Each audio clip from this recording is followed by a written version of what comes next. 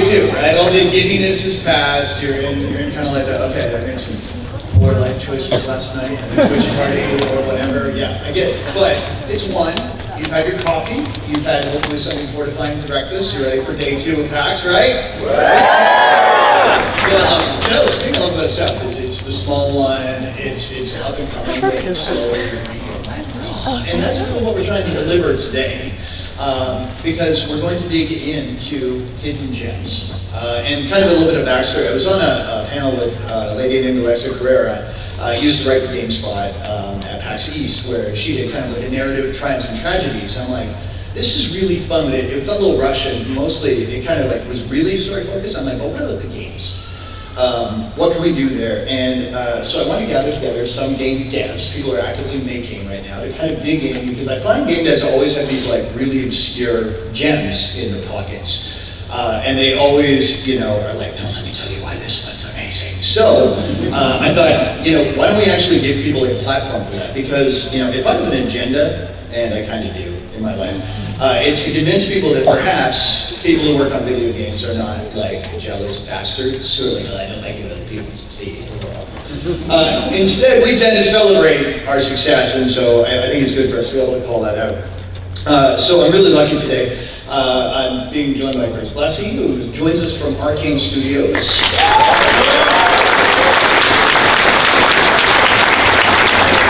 A local, even, which means you had to fight for parking, and Grace is Jerry, and you're like, I mean, holy crap.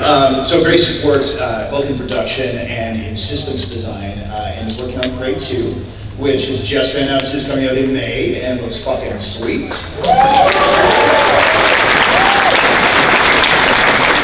You get to make platforms with the glue gun. Like, yes, I want all of that. And also Mikey Neumann, who you may know from the internet. But also, Chief Creative Champion at Gearbox, yes? Correct. Yeah, so, the Borderlands, the Battleborns, those kind of things. So, they'll be joining me, and my name is Mike Laidlaw. I'm with the BioWare crew. I'm the creative director for Dragon Age.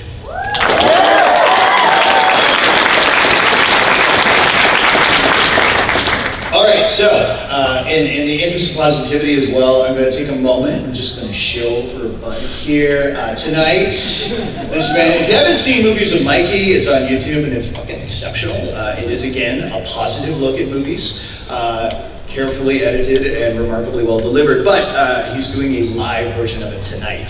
So given that that's here and you're here, I thought, serendipity. I appreciate it. Yeah, no problem, man, no problem. So that'll be coming up. As a warning, of course, I did flag this one as 13 plus because I don't know, I tend to swear. You already dropped an F-bomb. Yeah, so two? I dropped two? Oh man. Well, it's generally warning them after is probably not. But it was like shooting someone and saying, warning, you may be shot. And they're like, no shit. In the leg. Fair warning. There will also be spoilers, which may actually be the bigger problem. But again, look at all these games. They're well past the expiry horizon. Okay. Oh yeah, so Grace is going to start us off.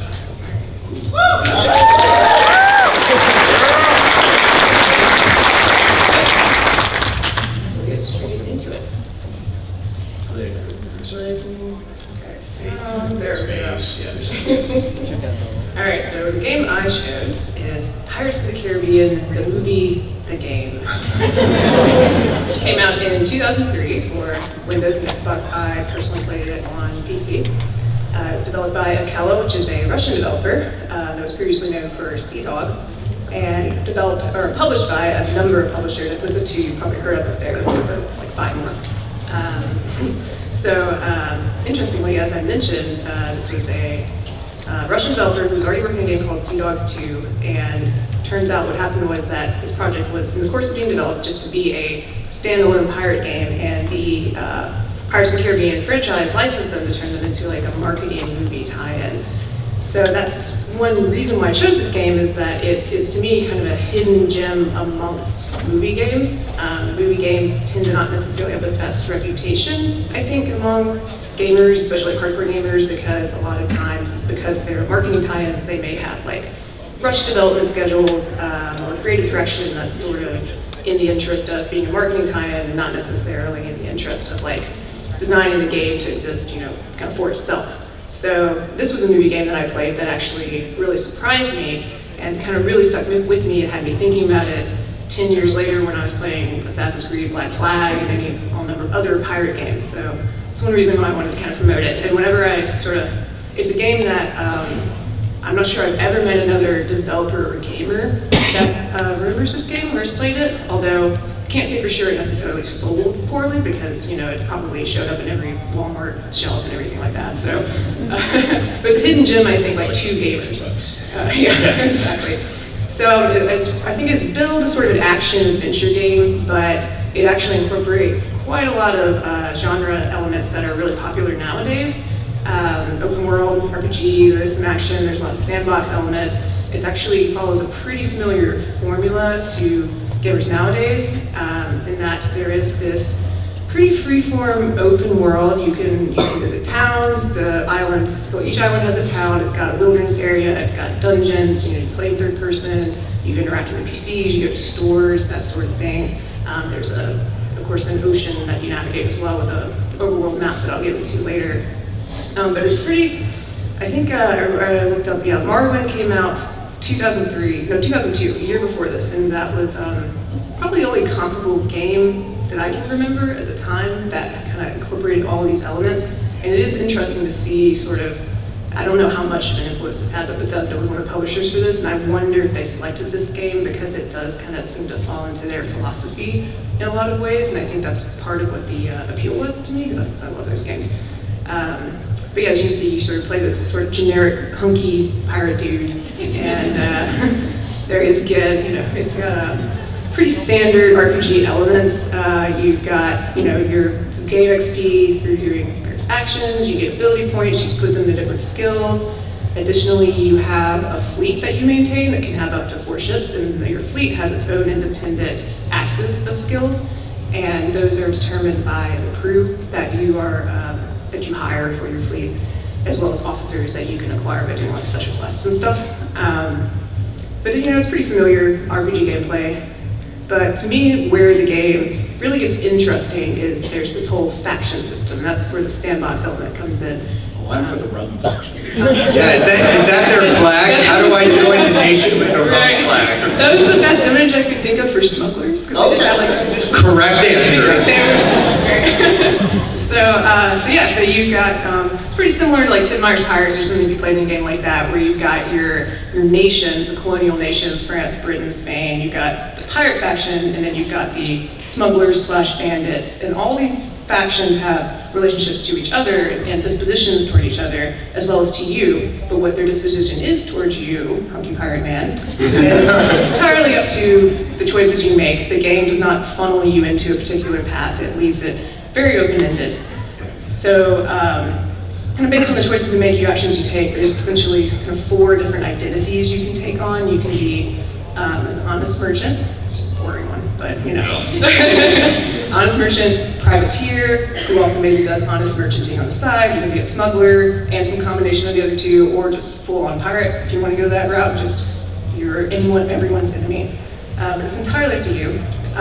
There is a story mode, much like most open world games. There's sort of like a prologue in the beginning that you're forced to go through. That's kind of a tutorial, and sets up this fiction that you are originally like a naval officer or something for the English, and your island gets attacked, and you're the only one to escape, and you escape with this really like shitty little boat that can't do anything, and you're sent to tell the English governor, you know, what happened. The French attacked you, by the way, and he gives you a letter of marque, and that makes you a privateer, so you can officially attack French ships without repercussion.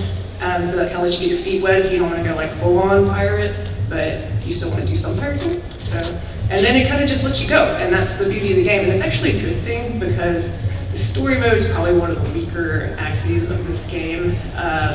It also, this may or may not be a good thing based on your perspective, but it has really nothing to do with the movie whatsoever. And I think it's probably why I originally bought it, because I was really into Johnny Depp at the time. And you got generic swashbuckler man. I totally did. I know, I was a little disappointed that I got over it, but Jared Leto.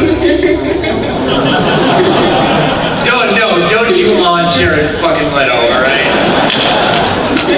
No, wrong.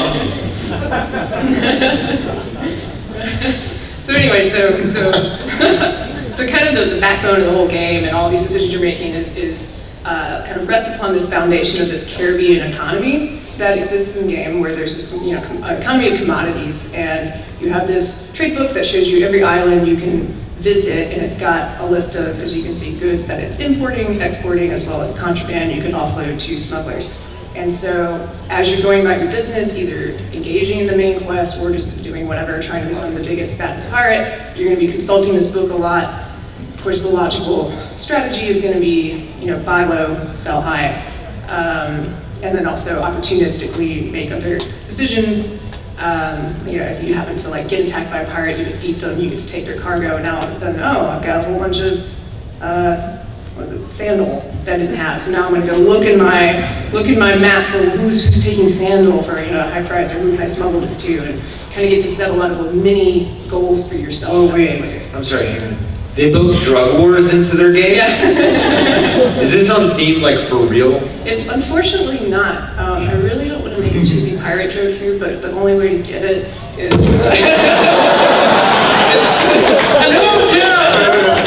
unless... That's a 3. Oh!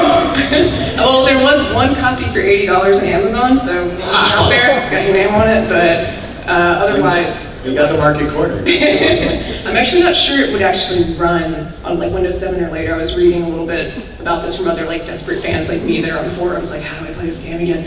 And but if you can figure it out, more power to you. But you may just have to experience it vicariously through me. And that's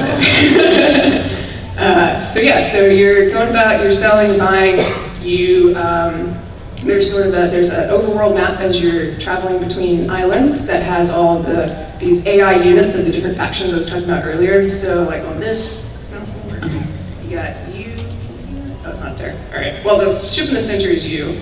This is kind of the best quality of it. You can get this. The Black Sails ship, little guy, is the pirate. They will chase you. They were aggro to you. There's a French ship towards the bottom that is also aggroed and chasing you. So if they catch you, you'll be taken into, a natural naval battle mode, which I'll talk about in a minute. Another interesting thing, though, is you can see there's 2 blurry ships on the right, and that's a French ship and a pirate ship who are fighting each other. So they definitely, all the factions kind of participate in their own little sandbox ecosystem where you can even sort of opportunistically react to that. If you did sort of sail up to those 2 guys on the right, it would enter into the battle with them, and that's actually kind of a great strategy. If you're starting out and you still have your little dinky ship, you can let 2 bigger guys wear each other down, and then a vulture kind of sneak in and take one of them while they're almost dead, and that's one way that you can upgrade your fleet. So there's a lot of kind of flexibility and thinking on your feet that you can engage in. Game really doesn't tutorialize any of this for you, and I think that's part of why it's great. Okay, so this is a slide from Assassin's Creed Black Flag that I just wanted to throw up as a comparison real quick, because again, this was probably my favorite Assassin's Creed, but the whole time I was playing it, I kept thinking about Pirates of the Caribbean, particularly in regards to when I was playing this economy minigame that they have, because I really missed the aspect of being directly, actively involved in the economical systems of the game, because in Black Flag, it's kind of relegated to a background mini-game activity that's just a way for your character to make money. And everything's done entirely abstractly in these menus, including your battles with other ships and everything, and there's not as many commodities, it's just sort of not as robust, and Are you saying that Ubisoft designed a complicated system that doesn't necessarily make sense to the player? I mean, it makes sense. That was just a clarification question. There was no tone. No comment, but I think, if perhaps... but yeah, of course, Black Flag has all sorts of other aspects to its game that are not nearly as well developed in Pirates of the Caribbean, the story and the combat and stuff like that. So, if Ubisoft, and Ubisoft is one of the publishers of Pirates of the Caribbean, by the way, so they could take pieces of one and pieces of the other and fuse them into the uber pirate game. I would just, that would be maybe. You didn't like Paris? Never mind.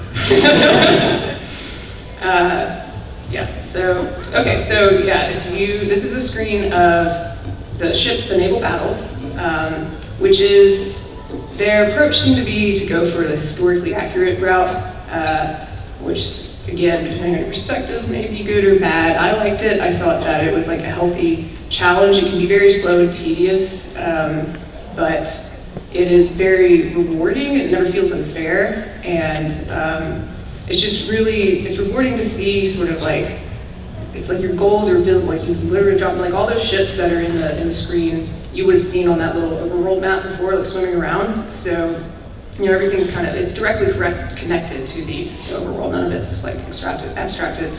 So, but yeah, like it's not shown in this screen, but if you were to select your ship, you'd have like a range of options like, you know, grappling or firing off cannons or dropping anchor and that sort of thing. And you pretty much have to follow realistic naval tactics. You have to sidle up on right side, you know, just perfectly on the side before you can throw out your grapples, and then you board and you go down into third-person mode and actually engage in melee combat. And then if you win, you know, you get to decide whether to sink the ship, take the cargo, kill everyone, that sort of thing.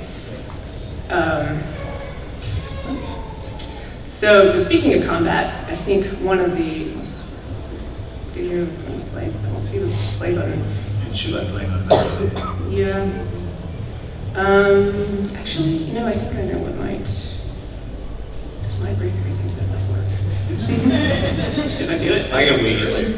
It just played? Or, oh, okay, here we go. So, real quick, this is a little clip from a Let's Play that's out there from the old Call Me Kevin channel. Just, you know, that's where I got it from. This is great, actually, like Irish guy doing a Let's Play of this game. It's all over YouTube.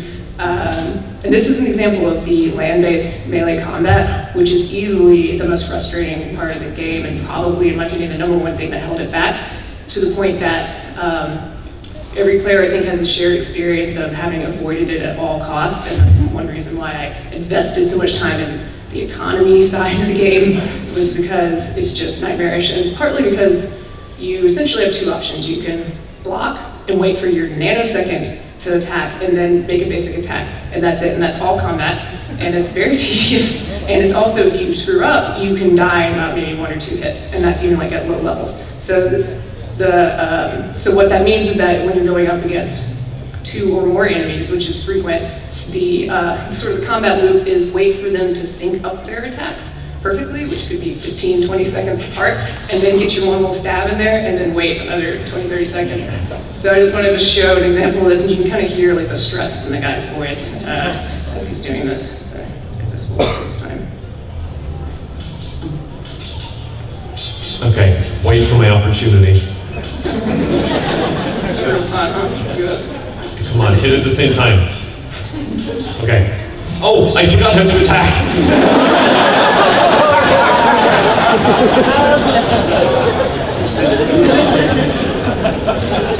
So yeah, there's a part later in that video where he like dungeon dives, there's dungeon skeletons. I guess that's the other sort of tie-in to the movie a little bit. It's all pirate skeletons. But it's so cheesy. You'll see like the only way to kind of get through to the end and get your treasure is to do really cheesy moves, like there'll be like maybe 12 of them, and you have to sort of lure them all to like a doorway that's really skinny, so they're just funneling in one at a time, and that's the only way to not die. So that's, you know, obviously an area where they could have used more time to flesh out their mechanics, but fortunately the rest of the game has enough depth of systems that you can ignore the combat and still, for the most part, enjoy yourselves, especially if you're not playing the story, because I think if you do go story route, you're forced into combat a few times. But yeah, so just to recap, what I think this game gets right, you know, is the breadth of systems. The economy is deep. In fact, it's deeper than a lot of games that have come out later. It's more on par with like a lot of turn-based or real-time strategy games. So it's like right up my alley. I love like economic systems. The fleet mechanics, I liked that your fleet was one of the RPG axes and it wasn't just your player character. I actually didn't talk about this quite as much earlier, but you can acquire up to 4 ships, and each of them, you know, has its own stats, and the way that you can acquire those either by purchasing or stealing them, or taking the ship of someone who did attack you, but you won the battle. So, but it's also entirely optional. And that, you know, can be in the service of being like a huge hulking like merchant galleon fleet that just survives through being resilient, but you don't, you know, invest a lot in cannons and other like attack sort of features of your ship, or you can go like the stuffy smuggler router or whatever. But to me, that really helped me with like kind of the fantasy and immersion of getting to be a pirate. Just to pick on Black Flag a little bit more. Like in that game, you get your one ship and you can upgrade it, but it is sort of all just superficial, like stat upgrades, but or maybe some slight cosmetic upgrades, like your sails get stripy or something when you upgrade your cannons. But the great thing about this game, it almost reminds me more of like EVE Online or something, where you're like physically building a fleet in the game and you see them tangibly in the game, like you see like the rewards of your efforts, and you feel just more badass, like more like a pirate when you do that. So yeah. Now, recap, room for improvement points, trying to be nice. Again, I think probably what held this game back was it was a movie game, so a lot of people may not have just given it a chance in the first place, but I also suspect those who did may not have been, in a lot of cases, typical hardcore gamer. They may have been more casual players to whom all of these systems, especially when you throw in some difficulty like the combat, which is probably too overwhelming. Because again, the game doesn't tutorialize, which I know is like kind of trendy now, but back then it would just, I can see it having been hard to get into for a lot of people, especially also if they were really hoping there's some Johnny Depp in the game, and there's not, then what are you gonna do? So. Would have doubled the budget. Right, probably. I thought everyone was a fan of generic white male. Is that what they sound like? I am generic male number 4. That sounds French, of course. I don't remember if he has a voice. He might have been the strong, silent type. So grunt. So still 50% of games now. Right. But yeah, and then also there were stability issues with the game. I remember this. You had to save often. You could crash a lot, lose your progress, and that's also going to be a shelf moment for anybody. And that I suspect also probably due to getting licensed for the Pirates of the Caribbean franchise and rushed out, before they were really ready. And, but on that note, I was very surprised to find out when I was doing my research that there is an ongoing modding community that's all over this game. And this mod came out in 2013, so it just goes to show. Yeah, I know. So if you can get a copy of the original, which I think you still need to get the mod, you can, fulfill all the promise of the original game. It looks like they've really built out here with this mod. And I just think this is impressive. It's a testament to, I think, how many people played this game, the original, and really enjoyed it and saw the potential and saw what it could be. And this mod is really impressive. They added a lot of factions, they added more skills, they added period-accurate ship models, different time periods you can play in, different historical figures you can play as, literature figures you can play as. It's basically, I don't know, Sea Dogs 3, I guess, but unofficially. But yeah, so that's it. We're gonna take questions or? No, we'll do questions. Oh, okay.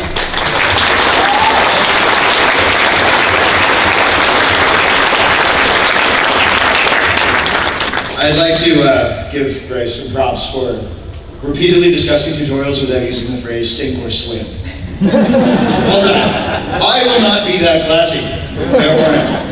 Okay, I'm gonna blow my nose because I did slightly complicated and it's all fancy slide shit and you know how it goes. Anyway, I'm gonna do a little game called Shadow of Destiny. Yeah! I found my audience! Here it is! All right. Everyone welcome the creator of Shadow of Destiny. Todd Destiny, correct?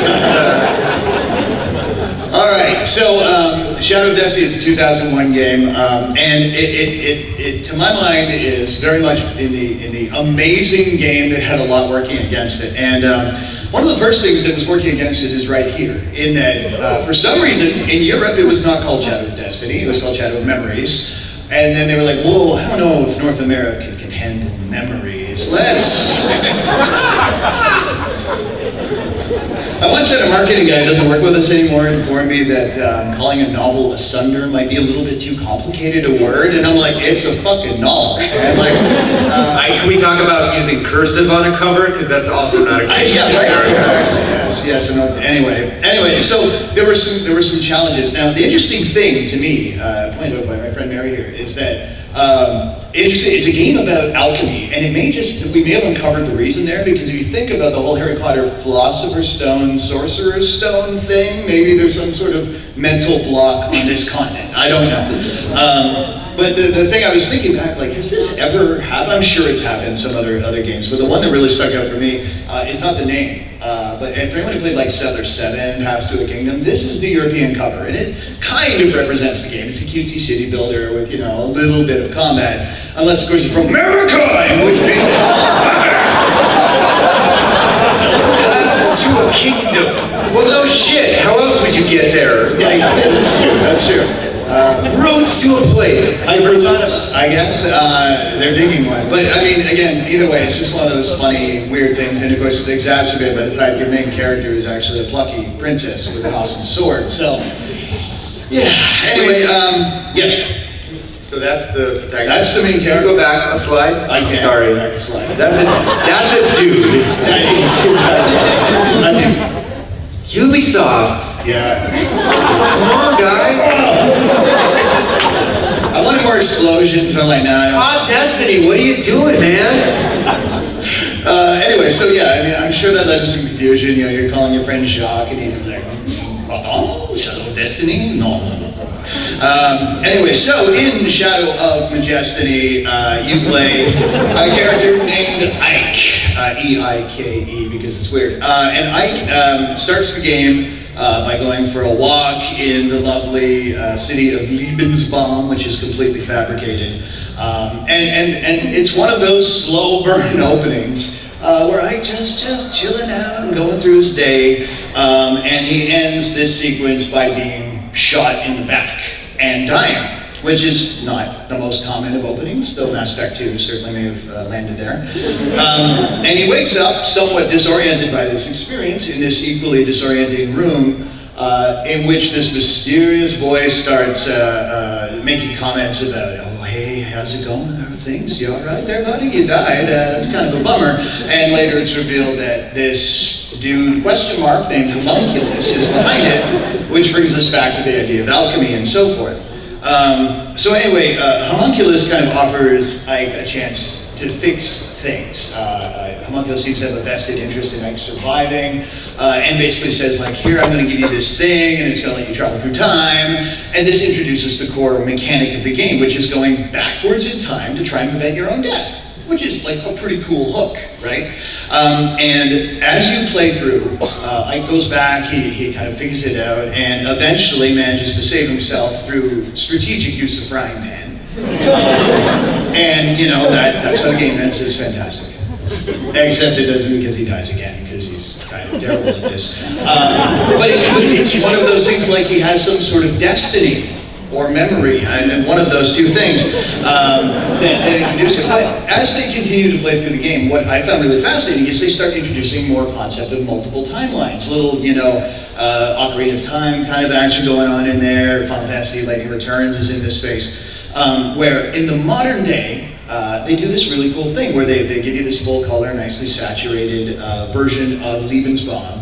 But as you go back in time, everything goes all sepia, right? And you're like, okay, I'm aware of what time zone I'm in. That is an amazing character model. Yeah. And to be fair, this did not do the game a lot of favors, because that is not the most attractive thing to have in your screenshots. And similarly, the gray pollution of the Victorian era as the fires of industry blanket the town is, again, not the most attractive. But it certainly was effective. Like, you never lost track of where you were in the course of the game as you went through it.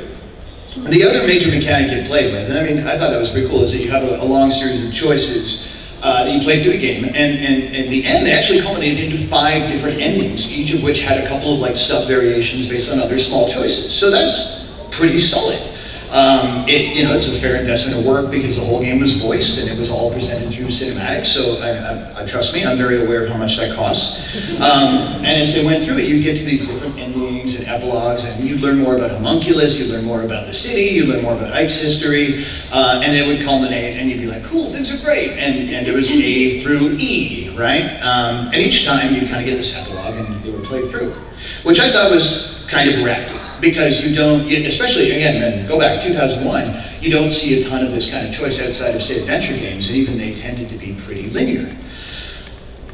However, not the best year to be coming out, because when you have kind of this, as pointed out, not necessarily the most attractive game, not necessarily the most fast-paced game, up against two titans, right? Where you have the busy, breathing urban environments and exceptional voice acting of Grand Theft Auto 3, sucking most of the air out of the room, and anything that was remaining was blown into space for Halo.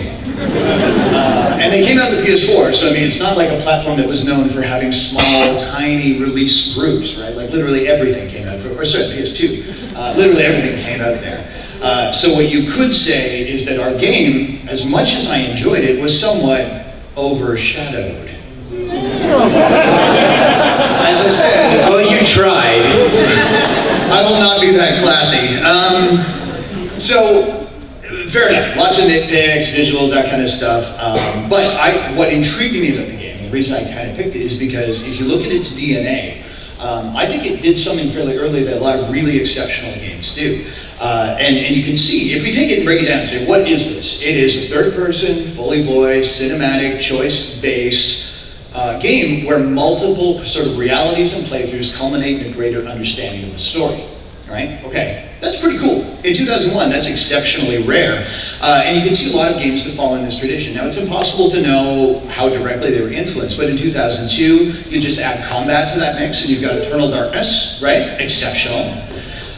If you pull together a kind of a Saw-like main character and get a little more thinky with the puzzles, you end up with the Nonary games, right? 999, Virtue's Last Reward. They're all getting rebundled onto Steam. I don't know if you guys have seen that. It's pretty rad. But they are available on the DS. They're great playing games. Creepy, but excellent. And if you take a giant dollop of sadness and humor, mix them into a bittersweet cauldron, and then add this guy in, you get Tales from the Borderlands. What's funny is I was going to be like, oh, sadness and humor, my brand. Indeed. What up? Indeed. Apparently, yes. Yes. All right, good. We're all on point, as it were. I see a lot of games following kind of in this tradition, and this was one of the earlier examples of it. Now, I'm going to get into a little bit of more like the spoiler territory here, and again, I'd feel worse about this if this game were available at all. It basically isn't. The most recent re-release was for the PSP. It has not made the jump to the marketplace, so it is not available for the Vita or the PlayStation TV. It is available for PC and only runs on Windows 10 if you download a hack from the dodgy Russian website, which I did, and virus scanned the shit out of it, and it worked. It was awesome. Yeah, it runs in 1280 by 800, I believe. So, tis an older game that you probably won't be playing anytime soon. But here's what caught my eye, and the thing that made me play through it. And I was reviewing back when this came out, so I had to play it all. And I was like, all right, here's the thing. I'm gonna see the endings. I had to look up the fact, like where to save and that kind of stuff. So I did. I grabbed it, and I cheated a little bit with this one because when you play through the ending, you understand there is, am I dead again? And that's the most significant moment in the game once you beat it, because that normally isn't there. There's no dialogue choice there at all. So what happens is you choose that option, and it's only available after you've seen all 5 of the endings, and you're given the EX ending, which is essentially the true ending, if you want to use that kind of nomenclature. The end result is Ike wakes up, and if you pick Am I Dead Again, he basically goes, oh, hey, Homunculus, what's up? And Homunculus goes, and you can tell he's off script. It's great that you know who I am, but I'm still mysterious. And Ike's like, no, it's cool. I'm going to go save my life. Bye. And takes off, and you proceed to go through a microcosm of the game that takes about 20 minutes, in which Ike is an absolute fucking badass. He knows what's happening. He's walking along, sees a juggler, like, hey, that's me. Cool. Like literally, this is his tone. He's like, I know what's up. It's cool. I got this. Because every ending has had kind of a dark cloud behind it. But you proceed through this ending, you feel like a superhero, and the thing that fascinated me about this is that this is a moment where the game sort of puts you in this place where as a player, you are in the exact same head state as the main character, right? Oh, I get it, I know what's going on. And you proceed through, and he basically is able to resolve things and find an actual happy ending over the course of it. So much so that when the game ends, it runs that opening scene of walking down the street one more time, then I go, "Ah!" and collapses because he got shot in the back, except he's lying there on the ground, normally dying, and a soccer ball rolls into view. And a kid who is heavily influenced to be his son is going, "Oops, sorry, Dad." And he gets up and goes and hugs his wife and then walks off into the sunset. Amazing, right? Because you earned that. And that is why Shadow Blessey was my pick for Hidden Gems.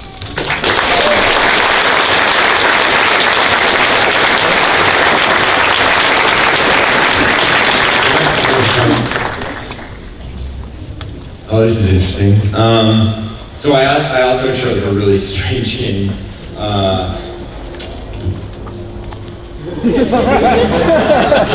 With this game.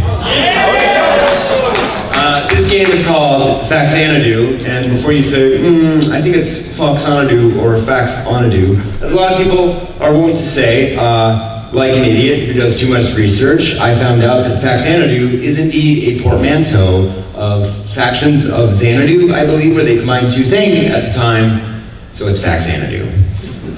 This is a game on the NES. It's a 2D side-scrolling RPG, which were very popular on that system. My boy Kyle Pittman knows, because you also love Zelda 2, one of my favorite games. I know, I'm a heretic.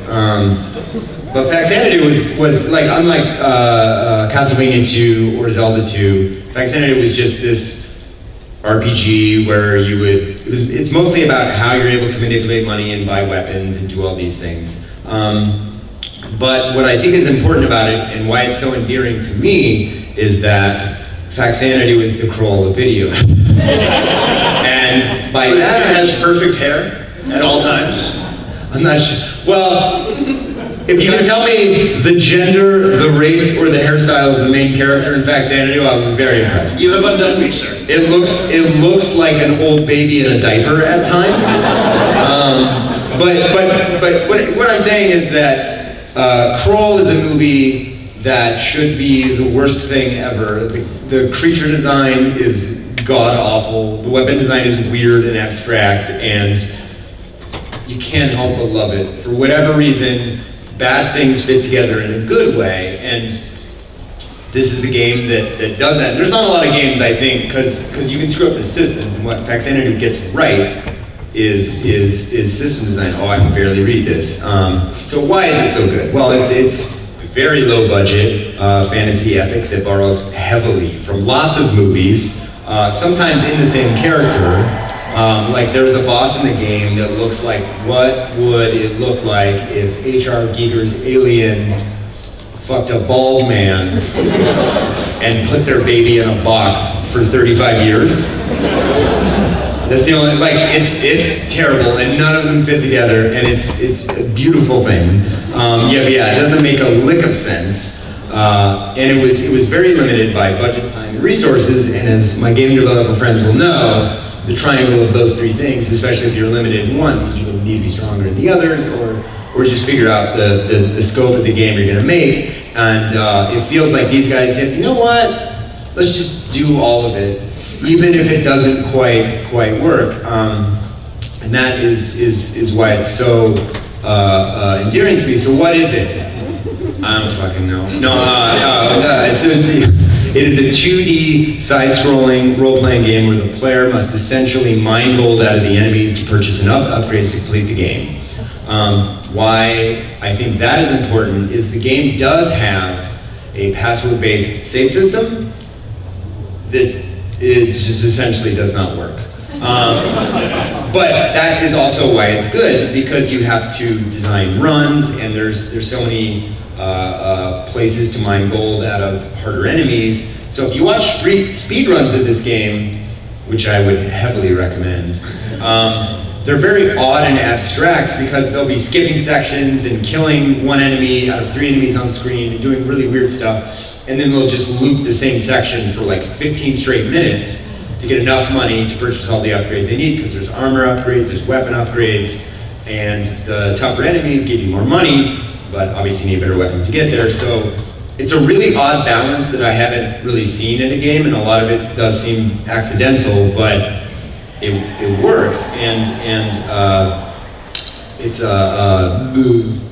guys, this, if your eyes are as bad as mine and the font is this small, it's way worse. I am literally 65% blind, so this is quite the thing. No, but it's about traversal and getting gold, and what that leads to is my RPG kryptonite. Like, there's so many games that I get into just like because of paper doll or weapon design, but start me with nothing and end me with the most baller set of armor this side of the Guadalupe, which is it's a river. Here. It's okay. And that. Topical. The brain cannot comprehend topical, because I'm like, what's on topic right? Because like nobody wants to read the news right now. But I think above all else, and you should definitely check out this game, because I'm going to focus very heavily on the best worst of the enemy design, but the way it balances the weapons combat and the traversal, and the fact that it practically is the first roguelike ever made, just as a feature of the password system not working. You have to design runs through the game based on practice and timing. And to do this, you have to fight the best worst enemies in any game ever. And this is a sampling. I'm not kidding. There are so many enemies in this game, it's actually staggering. Like, if you look at practically any, Super Mario Bros. 3, I think, which has to be the highest budget game ever put on Nintendo, there might be 25 enemies in the game if we're really pushing it. This game has, I think, 84, and I think they had an afternoon for all of them. So the enemies include not a Lakitu shell, not a spiny, because there's little spiny things that are essentially cancer with fingers that just kind of crawl along the ground. And this is the first enemy you encounter in the game, and it will kill you. And these are in the town. Like this is actually important to the first level in PAX, is you're in a town, and there's this side of the town, there's a shop on this side of the town. You start here, and by the way, you do not have a weapon yet. You're just a fat dude in a diaper. And you run over, and you encounter this screen on the bridge, and you're like, well, hang on though. Like, it does not hold your hand at all, but it sort of sets the tone for the game, because then you start encountering things like Cyclops in process throwing up on body, which is kind of like, and I'm like, how does the mouth connect to the leg? Cause what? We cannot forget Cow Skull Diaper Face. Actually a very hard enemy in the game. I think all the enemies actually take up the same size sprite. So you'll notice that they start stuffing them into the sprite using the entire... We'll get more to that later, that's what I meant by the box thing, but as the enemies increase, they just become more rectangular because they wanted to use every pixel because they made them look bigger. Like double butt snake mouth. See, he's got a butt at the bottom, he's got a butt at the top. He has at least one eye. And his mom has to chew his food for him because he doesn't have any teeth. We have one of my favorites. Hi! I don't know whose kid brother they asked to do the art on this enemy. Because by the way that it doesn't animate, its mouth does, but its legs don't, so this thing just goes. It's the dumbest thing. The next enemy just sort of wiggles, so we have 1980s David Bowie furniture, which to this day I'm not really sure what its attack is. Like, it shows up on screen and you can kill it, but it really just, I'm using animates a little loosely. It sort of flips, like the sprite is mirrored, and it just goes. And that's really all it does. It's terrifying. Getting into the scarier ones, Knife Hands My Grandma is she's very difficult. Now you'll notice that her hat is put on her head in such a way where really her head is just sort of cleaved in twain, and because where's the rest of her skull? As I was talking about earlier with the H.R. Giger fucking your dad and leaving their baby in a box, I'm not kidding. Perfectly square God's mistake. Though, to be fair to their system designers, it does one of my other favorite things, which is introducing a boss at the beginning of the game, makes a big pomp and circumstance and fanfare out of it. Like, you know, you go in a room and it's like, you're gonna fight a boss, you gotta power up and do all this stuff. And then that boss becomes an enemy throughout the game, just a regular enemy, which I always appreciate, but less so when I have to look at this. Also, I don't know if you can identify his vulnerable spot, but the exposed brain might be a good place to start. But how could we forget about nearsighted bird in swimsuit?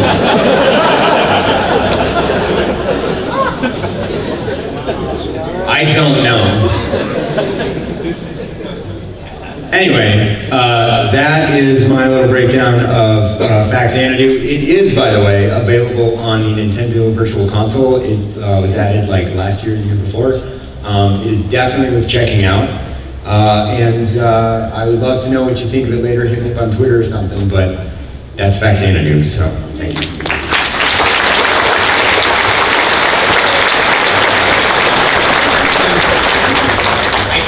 All right, I got to just look back there. Quick time check. Are we 5-10 minutes or? We have 10. Okay, well, I think we got time for a few questions. There's mics there and there. If anybody wants to ask, I mean, feel free to address any of us.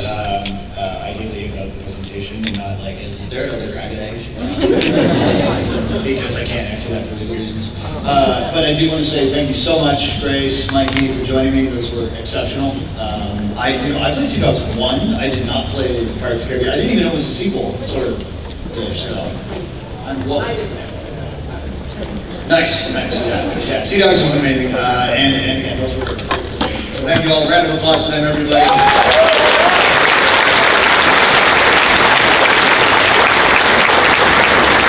Thank you all for coming. Have an amazing PAX South.